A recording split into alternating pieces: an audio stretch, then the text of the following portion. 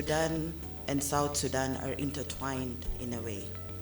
So the war that is happening in Sudan affects South Sudan mostly because of the borders. You know, when you have porous borders, and South Sudan is the first exit point for Sudanese who are running away from the war. The jihadists, as you said earlier, and also other terrorist groups would make it easier coming into Sudan, because you'd not be able to differentiate between citizens who are running away from the violence and the war and people who have ulterior motives. When you also look at South Sudan as a country, we are a country that is recovering from a civil war and strife. So with us recovering from a civil war and strife, I sit in the National Security Committee, and we deal with a lot of security-related issues. There is a lot of, number one, lack of trust among people.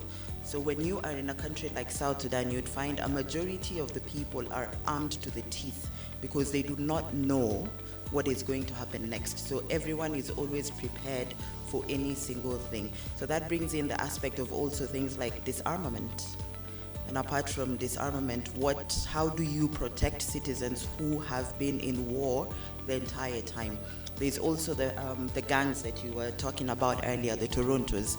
So I look at it from the angle of youth unemployment. How do you start having youth employed to keep them engaged so that they do not involve themselves in violence? I was talking earlier with my colleague from South Sudan, who I happen to call my mother every time, and I was trying to tell her our cultures as Africans, women and children are never ever involved in wars. I was really shocked when I saw some photos from Abyei. We're having issues now, South Sudan, Abyei and the Twitch-Ngok South Sudanese who are fighting, and I've seen photos of women and children being killed. Our cultures do not allow for women and children to be killed. I don't know about any other culture, but as South Sudanese, women and children are actually, when you come to a homestead and there's a fight, women and kids found, they run and they're not touched. So also this is some of the things that I think I had just wanted to highlight on, and perhaps highlight on more as we continue.